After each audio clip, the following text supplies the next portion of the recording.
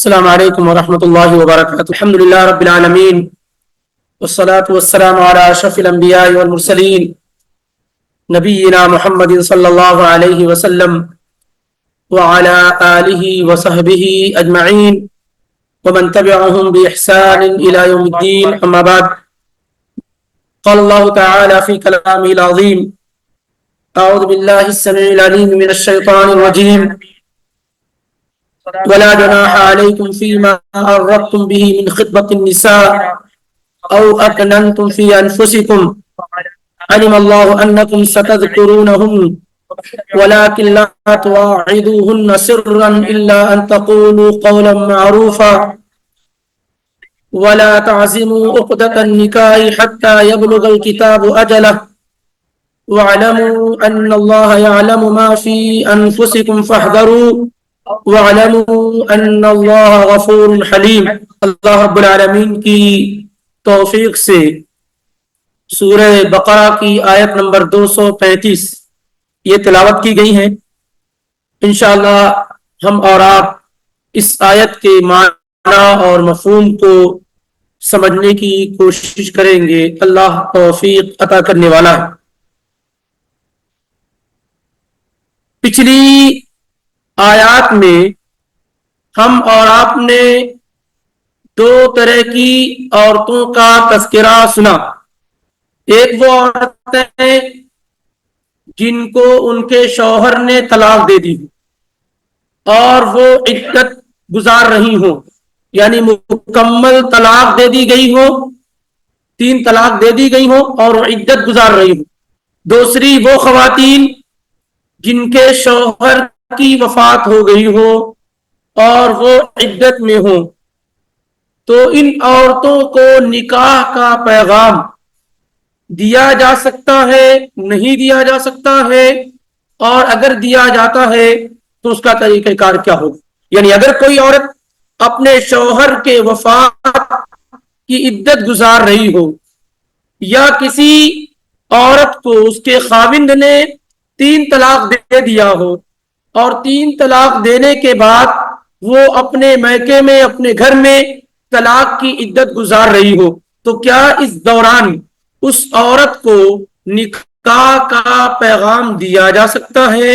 کیا اسے پرپوزل دیا جا سکتا ہے، پرپوز کیا جا سکتا ہے یا نہیں؟ کلام اور گفتگو 2 طرح کی ہوتی ہے، ایک تصریح واضح اور کلیئر، اس میں کوئی ڈاؤٹ اور شبہ نہ ہو، اور دوسرے تعریضاً، کسی بات کو صراحت سے نہ کہہ کر کے کسی دوسرے انداز میں کیا ہے کہنا، جس سے مقصد سمجھ میں آ جائے۔ جیسے ایک آدمی کسی خاتون سے یہ ڈائریکٹ نہ کہے کہ میں تم سے نکاح کرنا چاہتا ہوں، یہ تصریح ہے کہ میں تم سے نکاح کرنا چاہتا ہوں، یہ نہ کہہ کر کے وہ یہ کہتا ہے کہ میں تم جیسی لڑکی کو تلاش کر رہا ہوں، یہ کیا ہے؟ یہ تعریض ہے۔ گویا کہ وہ نکاح کا پرپوز تو دے رہا ہے لیکن طریقہ کس کا ہے؟ تصریحاً نہیں، تعریضاً ہے۔ تو اس طریقے سے کلام 2 طرح کا ہوتا ہے، ایک تصریح اور دوسرا تعریض۔ اس آیت کے اندر ان خواتین کے متعلق جو شوہر کی وفات کی عدت گزار رہی ہوں یا 3 طلاق کے بعد عدت گزار رہی ہوں، ان کو صراحتاً نکاح کا پیغام نہیں دیا جا سکتا ہے کہ میں تم سے نکاح کرنا چاہتا ہوں، یہ نہیں کہا جا سکتا ہے۔ البتہ تعریضاً کہ مجھے کسی نیک خاتون کی ضرورت ہے، میں آپ جیسی خاتون سے نکاح کرنا چاہتا ہوں، یا اس طریقے سے میں شادی کا ارادہ رکھتا ہوں، یعنی صراحت نہیں، تعریض ہو اور سامنے خاتون کو یہ سمجھ میں آ جائے کہ یہ شخص مجھ سے نکاح کرنے میں رغبت رکھتا ہے، تو اس کی اجازت موجود ہے۔ ظاہر ہے کہ ان چیزوں کو سمجھنے کے لیے جو پچھلے دروس ہوئے ہیں اس پر آپ کو توجہ کرنی ہوگی کہ زمانے نبوی میں، صحابہ اور تابعین کے زمانے میں اور ہر اس زمانے میں جہاں پر اللہ کے دین پر مکمل طور سے عمل ہوتا رہا ہو، کسی بھی خاتون کا نکاح کے بغیر بیٹھے رہنا یا نکاح میں ڈیلے اور تاخیر کرنا ہر دیندار گھرانے میں زمانے میں یہ عیب رہا ہے کہ عورت شادی کے بغیر رہے، کیونکہ بہت بڑا فتنہ اس روئے زمین پر اللہ رب العالمین نے مردوں کے حق میں عورتوں کا رکھا ہے۔ صحیح بخاری میں اسامہ بن زید رضی اللہ تعالی عنہما کی روایت میں اللہ کے پیغمبر کا ارشاد ہے، ما ترکت بعدی فتنۃ اضر علی الرجال من النساء، میں اپنی وفات کے بعد مردوں کے حق میں عورتوں سے بڑا کوئی فتنہ نہیں چھوڑ رہا ہوں۔ تو اس لیے جب بھی کسی معاشرے کے اندر، چاہے وہ ان میریڈ یعنی وہ خاتون وہ بچی جس کا نکاح نہ ہوا ہو، یا وہ خواتین جن کا نکاح ہو گیا ہو، ڈیورس ہو گیا ہو، یا شوہر کی وفات ہو گئی ہو، اگر ان کا نکاح نہیں ہوتا ہے تو سماج کو، معاشرے کو فتنوں میں مبتلا ہونے سے کوئی روک نہیں پائے گا۔ اب زمانے نبی میں کیا ہوتا تھا کہ کوئی خاتون خالی نہیں بیٹھی ہوتی تھی، لوگ ویٹ کرتے تھے، انتظار کرتے تھے، اچھا فلاں کے شوہر کی وفات ہو گئی ہے تو جلدی سے کیا ہے دھاوا بول تو کہیں دوسرا ریزرو نہ کر لے جائے۔ صورتحال کیا تھی؟ تبھی آپ کو بات سمجھ میں آئے گی کہ ایک عورت کو طلاق دی گئی، 3 طلاق ہو گئی، یا اسی طریقے سے اس کے شوہر کی وفات ہوئی تو فوری طور پر اس عورت کو ریزرو کرنے کے لیے لوگ جلد بازی کرتے تھے کہ کہیں دوسرا کوئی ریزرو نہ کر لے، بک نہ کر لے۔ وہ مطلقہ اور بیوہ خاتون کو کوئی دوسرا ریزرو نہ کر لے، بک نہ کر لے تو فوری طور پر لوگ کیا ہے نکاح کا پیغام بھیجنے کی کوشش کرتے تھے۔ شریعت نے یہاں پر یہ بات بتائی ہے کہ عدت کے ایام میں تم صراحتاً نکاح کا پیغام تو نہیں دے سکتے ہو، لیکن تعریضاً اشارہ کر سکتے ہو تاکہ عورت کو اگر تم پسند آؤ تو وہ فارغ ہو جانے کے بعد تم سے نکاح کے پرپوزل کو کیا ہے قبول کرے اور باقی کارروائی کو آگے بڑھائے۔ اور اس دوران عورت کو تعریضاً نکاح کا پرپوز کرنے والے کئی لوگ ہو جاتے تھے۔ جب عورت 4 مہینے 10 دن کے بعد فارغ ہوتی تھی تو اس کے پاس لسٹ ہوتی تھی مردوں کی، پھر وہ اس میں سے سلیکٹ کرتی تھی کہ کس کا اسے انتخاب کرنا ہے۔ فاطمہ بنت قیس رضی اللہ تعالی عنہا کے قصے میں صحیح مسلم میں 1480 میں موجود ہے کہ جب ان کے شوہر نے ان کو طلاق دے دی تو اللہ کے نبی علیہ الصلوۃ والسلام نے کہا کہ عدت گزارو، اور کہا فلاں کے گھر میں عدت گزارو، لیکن آپ نے ساتھ میں یہ بھی کہا اللہ تسبقینی بنفسک، اپنے معاملے میں جلدی نہیں کرنا، پہلے مجھے اپنے بارے میں بتا دینا۔ یعنی جب فارغ ہونا تو ایسا نہیں کہ نکاح کر لینا، فارغ ہوتے ہی مجھے کیا ہے بتا دینا، نبی علیہ الصلوۃ والسلام نے کہا۔ تو جب وہ فارغ ہوئی تو اللہ کے پیغمبر کے پاس آئی اور کہنے لگی کہ مجھ کو 2 لوگوں نے نکاح کا پیغام بھیجا، اور یہ بات اللہ کے پیغمبر نے بھی کہی، اپنے لیے نہیں کسی اور کی خاطر، کہ دیکھو عدت گزار رہی ہو، جب عدت سے فارغ ہونا تو جلدی نہیں کرنا، پہلے مجھے انفارم کر دینا، خبر کر دینا کہ تو فارغ ہو گئی ہو۔ تو جب فارغ ہو گئی تو اللہ کے پیغمبر کے پاس آئی اور کہنے لگی کہ میں فارغ ہو گئی ہوں اور مجھ کو 2 لوگوں نے نکاح کا پیغام بھیجا ہے، ایک امیر المومنین امیر معاویہ اور دوسرے ابو جہم بن صفوان ہے۔ تو اللہ کے نبی علیہ الصلوۃ والسلام نے کہا دونوں سے نکاح نہ کرو، دونوں تمہارے لیے مناسب نہیں ہے، غریب ہے وہ، دوسرے بہت سفر کرتے ہیں۔ اور اللہ کے پیغمبر نے کیوں کہا؟ آپ کے دل میں یہ بات تھی کہ آپ ان کا نکاح اسامہ بن زید جو آپ کے چہیتے تھے ان سے کرنا چاہتے تھے، اور کہا کہ تم اس سے نکاح نہ کرو اور اسامہ بن زید سے نکاح کر لو۔ تو انہوں نے کہا کہ مجھے میرے دل میں تھوڑا یہ ہوا کہ اسامہ بن زید تو آزاد کردہ غلام کے بیٹے ہیں، لیکن اللہ کے پیغمبر صلی اللہ علیہ وسلم نے کیا کہا ان سے نکاح کر لو. کہتی ہیں کہ جب میرا نکاح ان سے ہو گیا اسامہ بن زید سے تو میں ان خواتین میں شمار ہونے لگی جن پر رشک کیا جاتا تھا کہ اللہ کے پیغمبر کے محبوب کی محبوب ہے. کیونکہ اسامہ بن زید یہ حب رسول تھے, یہ اللہ کے پیغمبر کے چہیتے تھے. جب کسی کو کوئی سفارش کرانی ہوتی تھی تو اسامہ بن زید کو پکڑتے تھے, اور اسامہ بن زید پر اللہ کے نبی علیہ الصلوۃ والسلام کا اعتماد بہت زیادہ تھا. آپ نے اپنی زندگی ہی میں باقاعدہ طور پر ان کو ایک بڑی مہم کا جو مسیلمہ کذاب کو ختم کرنے کی اور اس سے لڑائی کرنے کی جو مہم آپ نے چھیڑی تھی اپنی زندگی میں, اس کا کمانڈر آپ نے اسامہ بن زید کو بنایا تھا, جبکہ 16-17 سال کی کیا ہے عمر تھی. اور یہ بھی یاد رہے کہ اس وقت تو شادی شدہ ہو گئے تھے. آپ تو بچے کہتے رہتے ہیں نا, آپ بچے کہتے, 16-17 سال کی عمر میں تو کوئی سوچتا بھی نہیں ہے. بچی کے بارے میں نہیں سوچتے, بچے کے بارے میں کون سوچے گا. تو اس وقت وہ صاحب اولاد ہو چکے تھے, شادی وغیرہ ان کی ہو چکی تھی. تو نبی علیہ الصلوۃ والسلام کو ان پر بڑا اعتماد تھا. تو تعریضاً گویا کہ ایسا بھی کیا جا سکتا ہے کہ آپ خود نکاح نہیں کرنا چاہتے ہیں لیکن کوئی اور نکاح یا کسی اور سے نکاح کرانا چاہ رہے ہوں تو آپ ایسا کر سکتے کہ دیکھو فارغ ہونا تو مجھے بتا دینا. اس طریقے سے محمد ابن الحنفیہ الباقر, امام باقر کے متعلق ہے جو علی رضی اللہ تعالیٰ عنہ کے پوتے ہیں. ان کے متعلق ہے کہ ایک خاتون ان کے پاس آئی کسی مسئلے کو دریافت کرنے کے لیے. وہ ابھی اپنے شوہر کی وفات کی عدت گزار رہی تھی. تو محمد بن حنفیہ الباقر رحمہ اللہ نے نکاح کا پرپوزل دیا. کس طریقے سے کہ تم جانتی ہو کہ میرا خاندان کیا ہے, میرے دادا کون ہے, میری نسبت نبی صلی اللہ علیہ وسلم سے کیا ہے, لوگوں میں میرا مقام کیا, وغیرہ وغیرہ.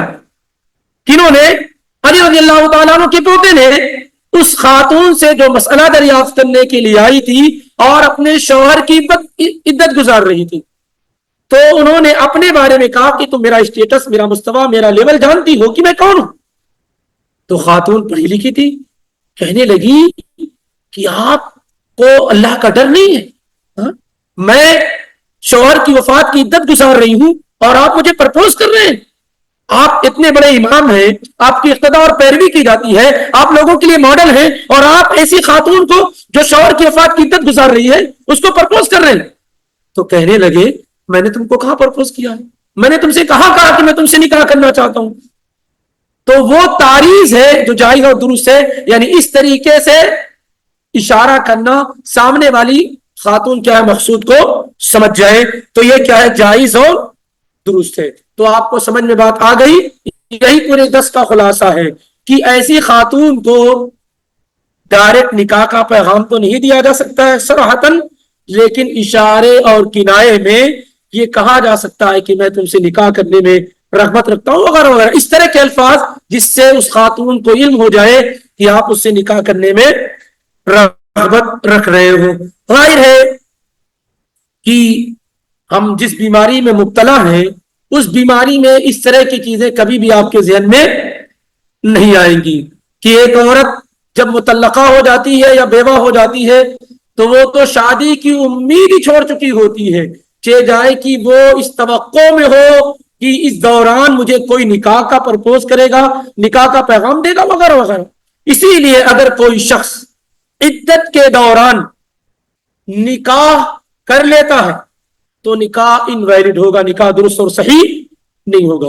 اور اگر کوئی آدمی اس عدت کے دوران صراحتاً نکاح کا پیغام دیتا ہے تو یہ کیا ہے حرام ہے, یہ کیا ہے حرام ہے.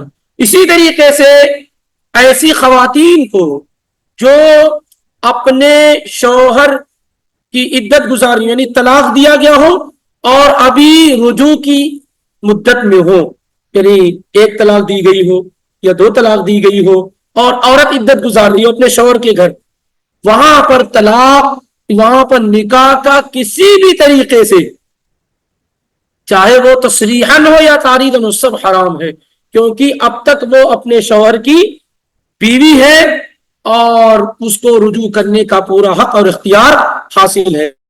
عام طور سے 2 نمبر کا جو لوگ دھندا کرتے ہیں، 2 نمبر سے دھندے سے مراد میری یہ ہے کہ جن کا انلیگل افیئرس ہوتا ہے وہ کیا کرتے ہیں کہ وہ طلاق دلواتے ہیں، خلا دلواتے ہیں، اور اس کے بعد عدت مکمل بھی نہیں ہوتی اور نکاح اس سے کر لیا کرتے ہیں. یہ کئی بڑے جرم میں کیا ہے ملوث ہوتے ہیں، اور اس طرح کے تمام لوگوں کو اللہ رب العالمین سے ڈرنا چاہیے. تو ایسی خاتون جنہیں 1 یا 2 طلاق دی گئی ہو اور وہ عدت گزار رہی ہوں شوہر کے ہاں، 1 یا 2 طلاق والی عورت کہاں عدت گزارے گی؟ 3 طلاق والی شوہر کے گھر سے نکلے گی اور اپنے گھر میں عدت گزارے گی، کیونکہ 2 طلاقیں رجعی ہیں تو شوہر کے گھر میں گزارے گی. اس دوران کسی بھی شخص کو یہ حق نہیں پہنچتا ہے کہ ایک بات چیت تک کرے اس سے اس سلسلے میں کہ اچھا تمہارے شوہر نے طلاق دے دیا میں تم سے نکاح کرنے کے لیے تیار ہوں. قطعاً نہیں، یہ بالکل کیا ہے حرام ہے. کسی بھی صورت میں اشارہ تک بھی نہیں، میں ہوں ٹینشن نہ لو، کسی طرح کی کوئی بات نہیں کر سکتا ہے، فکر مت کرو میں تمہارے ساتھ ہوں، تمہارا خیر خواہ ہوں. اس طرح کے کسی بھی الفاظ کا استعمال اس موقع پر جائز اور درست نہیں ہے.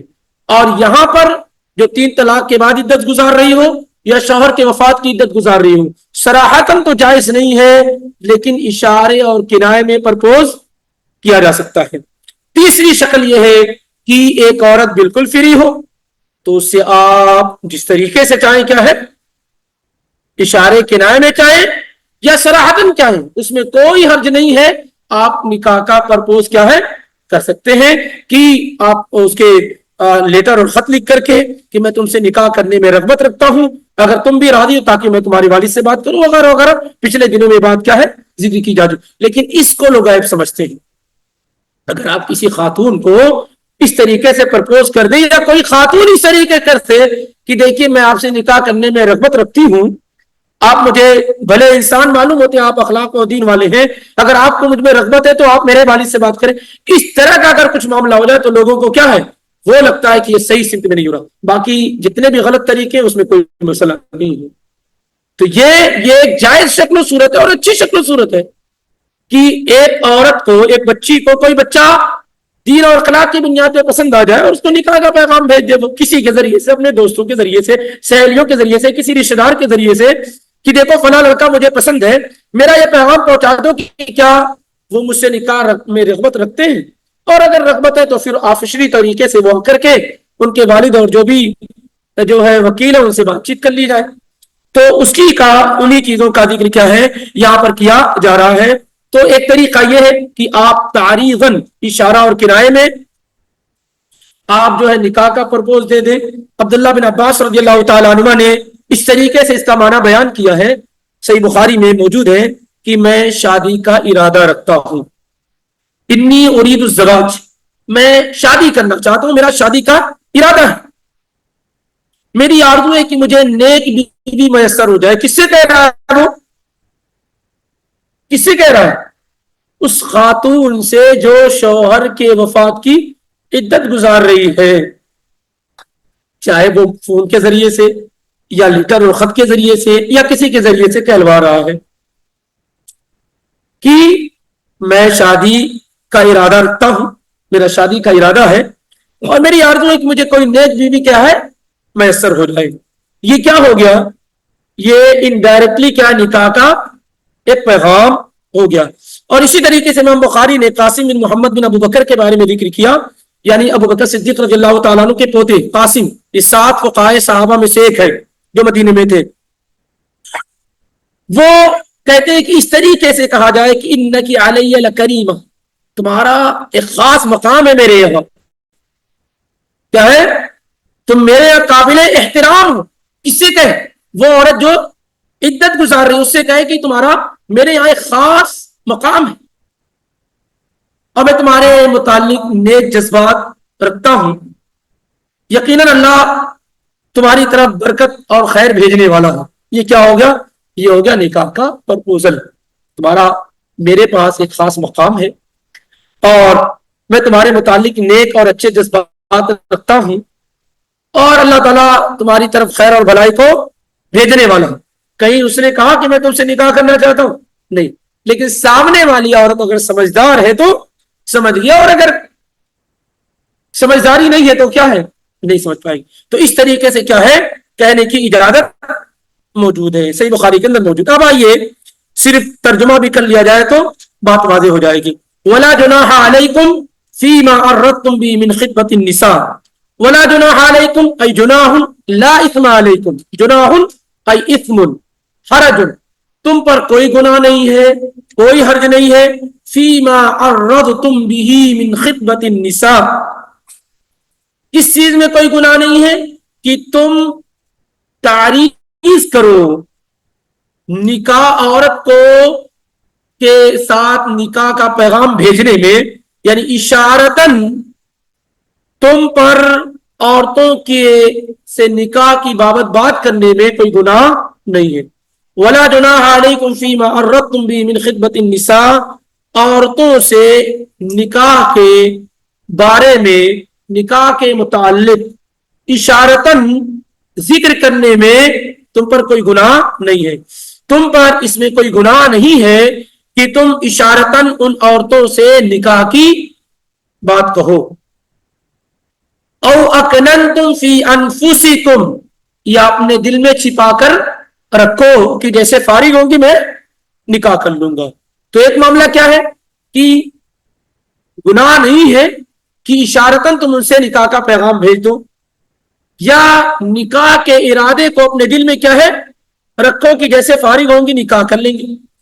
علم اللہ انکم ستذکرونہن, اللہ تعالیٰ کو علم ہے کہ بے شک تم ضرور ان کا ذکر کرو گے, ان کو یاد کرو گے, یعنی ان عورتوں کو کیا ہے یاد کرو گے جن کے جو عورتیں عدت گزار رہی ہیں.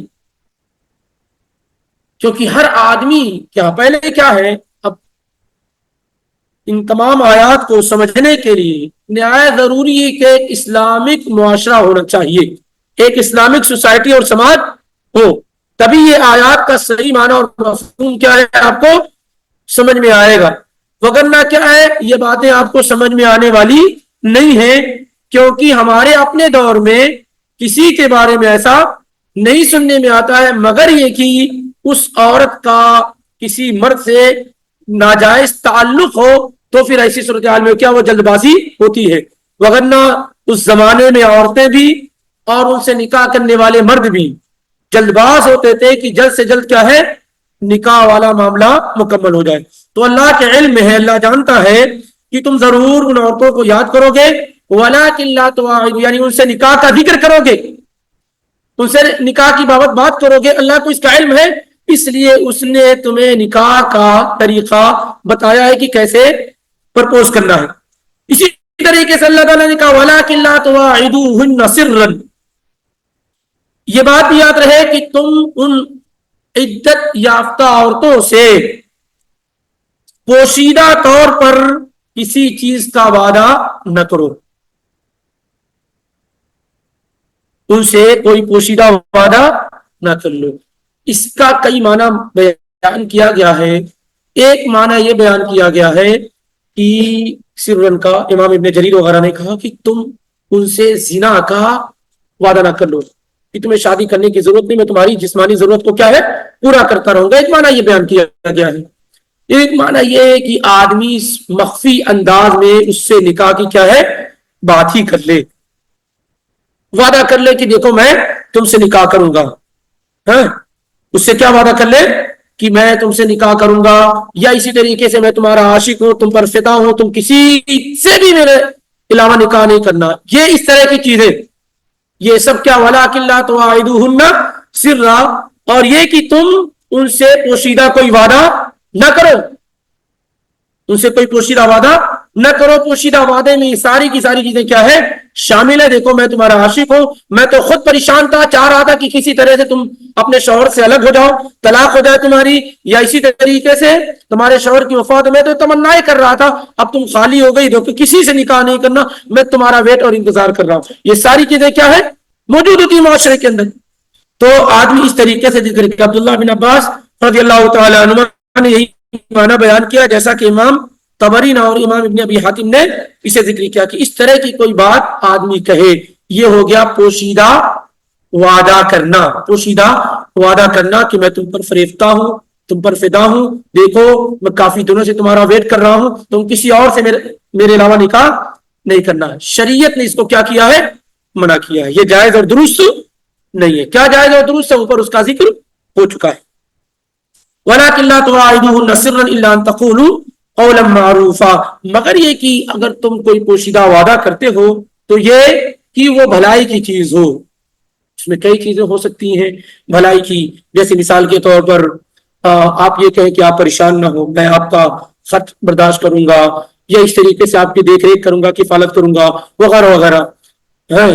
اس طریقے سے اگر کوئی بھلائی کا آدمی وعدہ کر لے تو اس میں کوئی حرج نہیں ہے، اس میں کوئی حرج نہیں ہے۔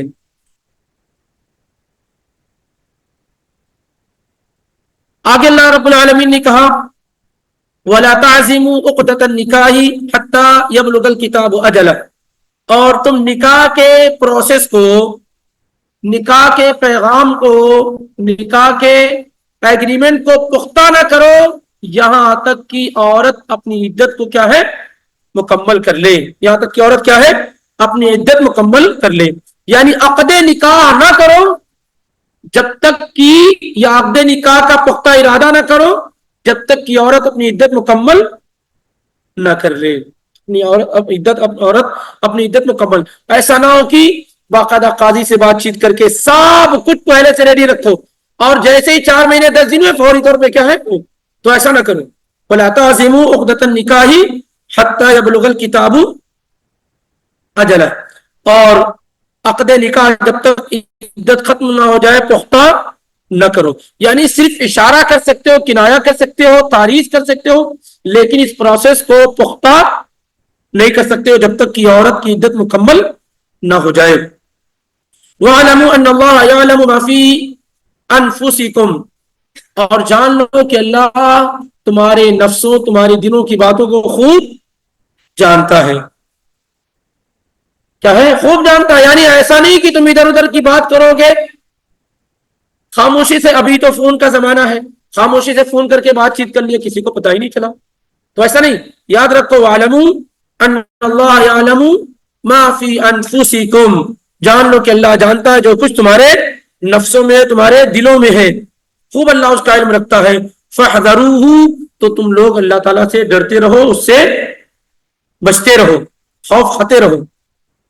وَاعْلَمُوا أَنَّ اللَّهَ غَفُورٌ حَلِيمٌ، اور جان لو کہ اللہ رب العالمین بہت زیادہ بخش دینے والا اور حلم والا ہے، بہت زیادہ بخش دینے والا اور حلم والا ہے۔ اور حلیم بتایا گیا تھا کہ حلیم کا مطلب یہ کہ ایسی ذات جو آپ کے گناہ پر فوراً سزا نہ دے بلکہ آپ کو موقع دے تاکہ آپ اپنے معاملات کی اصلاح کر لے۔ اس سے اسی ذات کو کیا ہے؟ حلیم کہتے ہیں، کہ جو فوری طور پر مواخذہ اور پکڑ نہ کرے۔ اگر ہم اور آپ کی اللہ فوراً پکڑ شروع کر دے تو ہم میں سے کوئی بھی نجات نہیں پائے گا، لیکن اللہ ہمیں موقع دیتا دیتا رہتا، کب تک؟ جب تک کہ گرگرے کی حالت نہ آ جائے۔ 50 سال پہلے آپ نے کہیں کوئی جنون کیا ہے، آج اگر آپ توبہ کرتے ہیں تو کیا ہے؟ اس وقت سے لے کے اب تک اللہ نے آپ کو موقع دے رکھا ہے، آپ توبہ کریں گے وہ توبہ آپ کی قبول۔ کتنے پرانے گناہ ہو جائیں وہ کیا ہے؟ وہ معاف ہو جاتے ہیں۔ کب تک؟ جب تک کہ آپ غرغرے کی حالت میں نہ پہنچ جائے۔ اس لیے اللہ تعالیٰ کی ذات کیا ہے؟ حلیم ہے۔ آپ گناہ پہ گناہ کرتے رہتے ہیں لیکن اللہ تعالیٰ اسے کیا ہے؟ معاف کرتا رہتا ہے۔ تو یہ ایک جو ہے خلاصہ تھا آیت نمبر 235 کا اللہ رب العالمین کی توفیق سے۔ اس کے بعد 2 آیت پھر طلاق سے متعلق ہیں اور کچھ عدت کے متعلق ہیں، یعنی تقریباً 3-4 آیات اور ہیں، انشاءاللہ وہ آئندہ ہفتے میں آپ کے سامنے آئیں گی بإذن اللہ۔